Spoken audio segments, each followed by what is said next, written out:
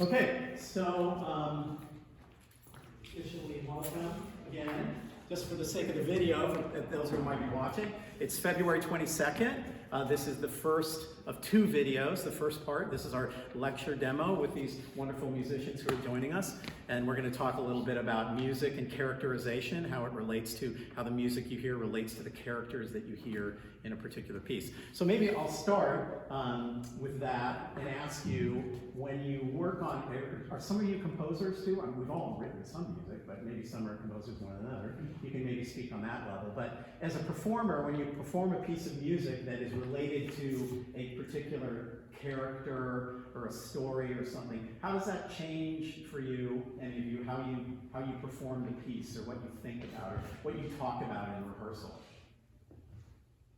So I guess I'll go a little bit for this one. I was actually thinking about this the other day, and I've seen this film when it came out a while ago, but I was thinking, we haven't necessarily spoken in this per se, but I was thinking, in many ways, my character is almost, my instrument is imitating almost what Leonardo DiCaprio is as he's leaving.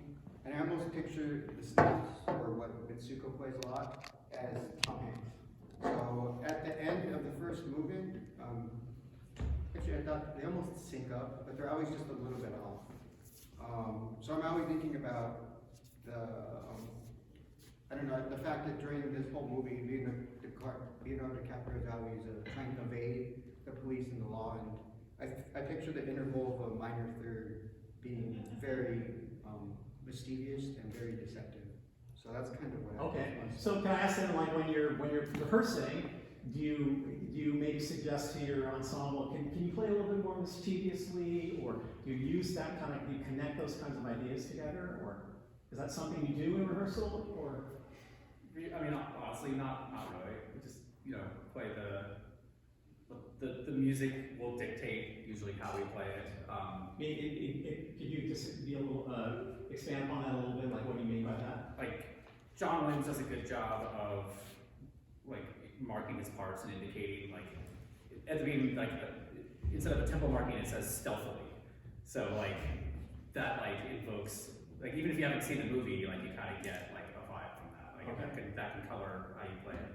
Let's see, the second movement says reflectively and freely, not to spoil anything. But, so that seems like, kind of like pensive, kind of like reflective. So that'll shape kind of how I approach it. Right, okay, great. Without necessarily like directly tying it into the movie. Right, okay. You're not gonna say, play more like Leo DiCaprio. Right. Or, it needs to sound more Tom Hanksy. Can you do that? Can you make it more Tom Hanksy? Yes. I guess, yeah.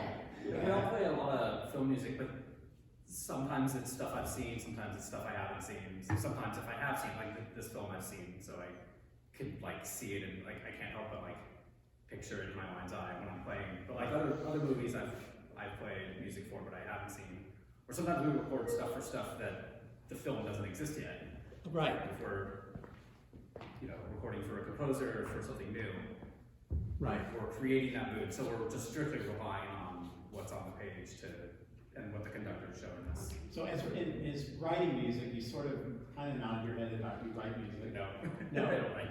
But do even thinking about that, like what would you do if someone said, hey, I've got this character, can you write some music for this character? He or she is sort of, this is their personality, who is their like what do you focus on?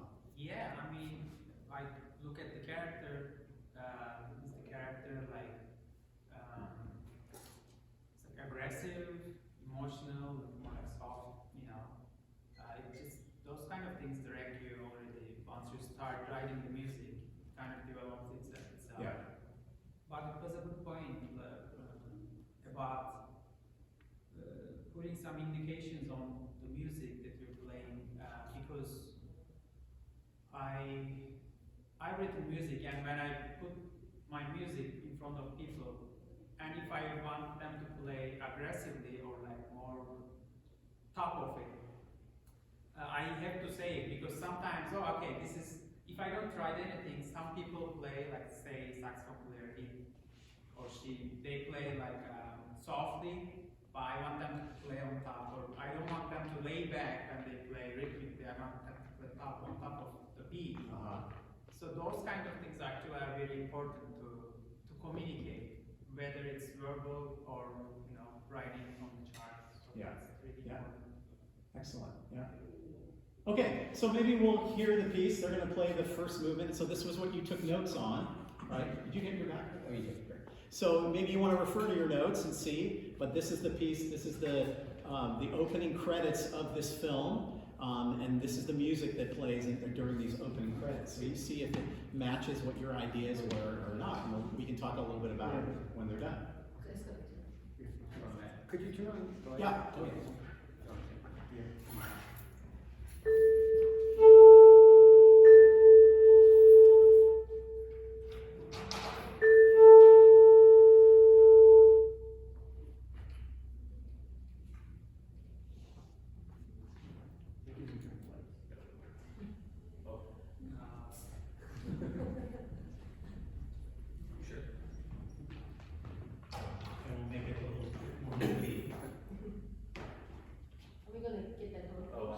I'm going to leave it open. I want it to attract people in the door. Sure. You good?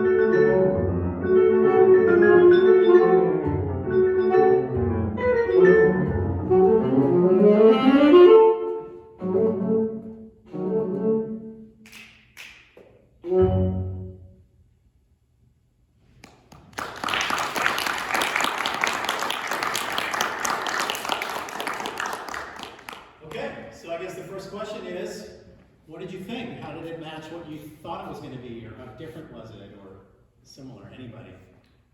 That was awesome. Yeah. Did it match what you thought it was going to be? Now that you're maybe remembering what the visuals that it's... My imagination is not as... Yeah, so... It was... Okay, maybe you can, for fun, you can go and watch it, bring it up on YouTube and watch it together, both parts of it together and see. What else? What else did you think about? What is it? Slow.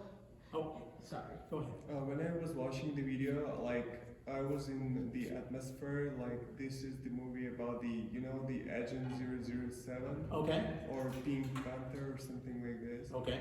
So, like I heard this music before, not in this clip, but from the movies. Okay. So I was thinking that it's gonna be the same kind of music. Okay. Excellent. Yeah. I was thinking, my mind drew a total blank while we were watching it, but like the moment I started hearing this music, it was this sort of thing of, it was obvious in hindsight, like I should have known it would sound like this. Okay. Yeah. So yeah, did you think in bigger stroke like, oh, it's going to sound jazzy, or it's going to sound like classical music, or it's going to sound like what? Yeah. I seen the movie, but at the moment I pretty much turn on the TV and try to see it in a different perspective. And I was thinking it was going to go fast. Okay. It was going to be faster. Okay. Any other thoughts on it? Yeah. I like to say that I love how the tone is like slowly like changing and see how the music is about to finish off and stuff like that. Yeah, the texture is changing, right? Yeah. Sometimes it's very thin, we just hear a few, I mean, there's only 4 instruments, but sometimes it sounds like a whole orchestra, right? When they're all playing together, and then it'll drop out, and we'll only hear Jamie playing, and then Nick will come in, and so on. So he's playing with all these things we talked about, repetition, variation, he's contrasting sections between it. So another comment or question? On that, there's this sort of arc of it's creeping along, it gets more intense, it's coming to a point, like the guy's almost about to be caught, and then it cuts off back to the percussion just creeping along again. He got away and now he's sneaking around. Does that ring true for some of you? Same sort of thing? So the title of the piece is what? This movement is called Closing In. Closing in, right? So this idea that, but in that scene, right, there was the character dressed in black, the police officer or the FBI, and then the other character, and he was trying to catch him. He was closing in on his target, right? So this makes like perfect sense, right, related to that. So I have a question about sort of the arrangement of it. So this is a piece that was written for a larger orchestra. You'll hear it if you listen to it on YouTube, you'll hear more instruments involved. But it was your idea to do it. So how did you decide on this arrangement of instruments? I play, like this original instrumentation is written for whole orchestra, but most saxophonists, we tend to play with just the piano, because that's all the people we can coax in. But luckily I know Jamie and Ahmet, and somehow I convinced them to join me. And I've done this version before too, because this version features, especially in the second and third movement, it features the bass a little bit more, and there's a lot of unison lines between the vibraphone. So it really is a nice blend, and I like that addition. It makes my life so much easier because I'm feeding off of something instead of just creating my own source of. And then of course the piano can add so much extra sonic, so much extra sound to the mix, so it fills in a lot of that stuff, right? So this didn't seem like, this was a pretty obvious ensemble for you. This is a fairly common instrumentation also to do for this suite.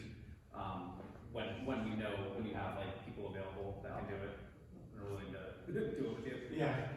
Okay. Yeah, Great. there's YouTube videos of like this exact instrumentation. Okay. Excellent. So in the last couple of minutes, anybody have any questions for them about what they do or the instruments they play or